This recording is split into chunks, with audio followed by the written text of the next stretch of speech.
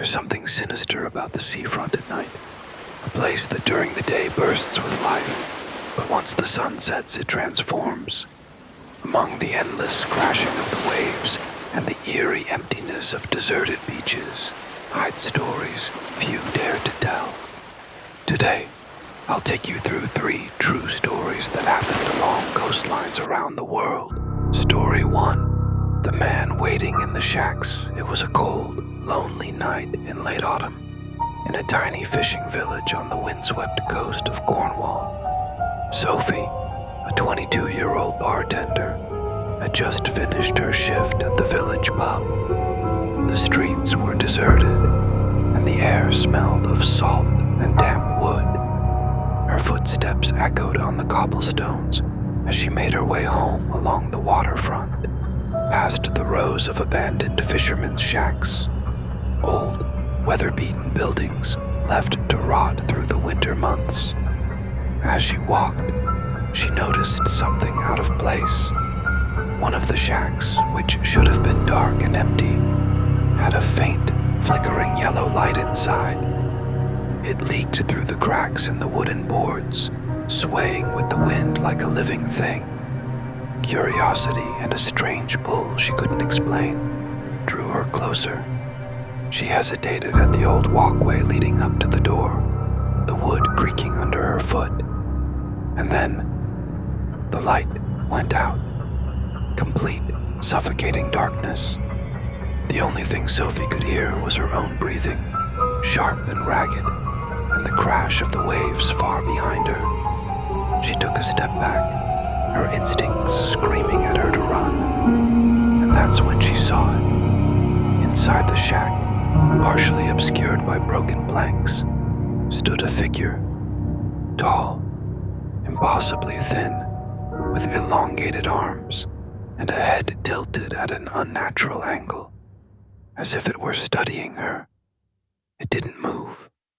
It didn't make a sound. It only stared. Sophie turned and fled, her heartbeat pounding in her ears.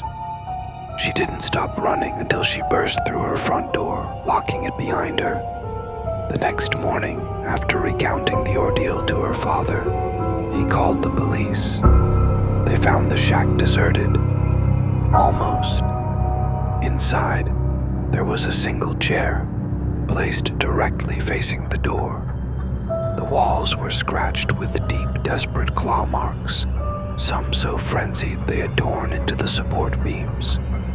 The investigating officer later told Sophie's father something he never repeated to her. There were words scratched into the wood near the door, hidden among the claw marks.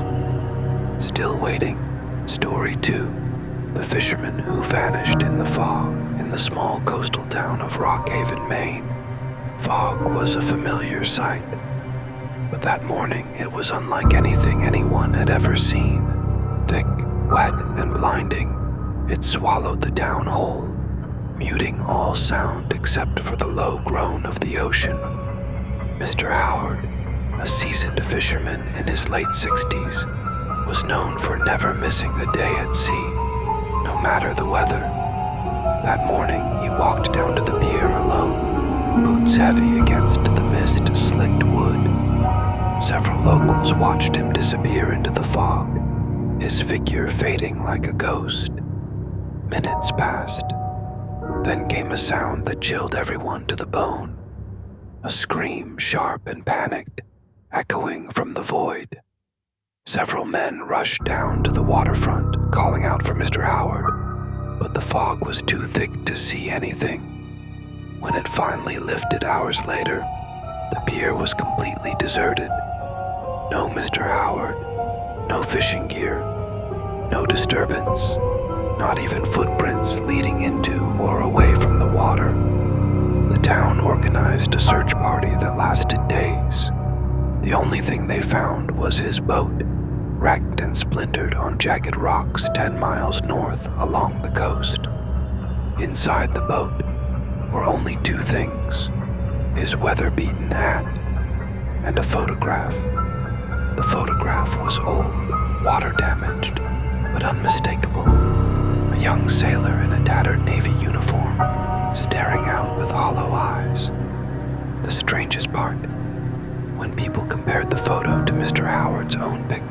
his younger days.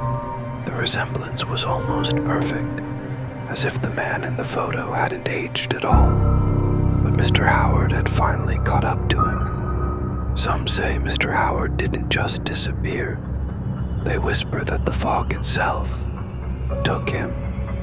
And every time the heavy mist rolls back into Rockhaven, you can hear the heavy, dragging footsteps along the pier. The sound of someone who should have been lost long ago, still trying to find his way home. Story 3. Footsteps in the sand. Beyond the tourist resorts in southern Florida lies a beach that's been closed to the public for decades. Officially, due to unstable dunes. Unofficially, because of something else. One summer night, a group of teenagers climbed over the barriers to explore. At first, the beach felt peaceful. Silver moonlight on the water, warm breeze in the air. They laughed, snapped photos, until they found the footprints. Huge, deep prints that didn't belong to any of them. Some leading into the sea, others simply vanishing in the sand. Then, new prints started appearing, right beside theirs. Panic took over. They ran for the fence, feeling something unseen chasing them, breathing down their necks.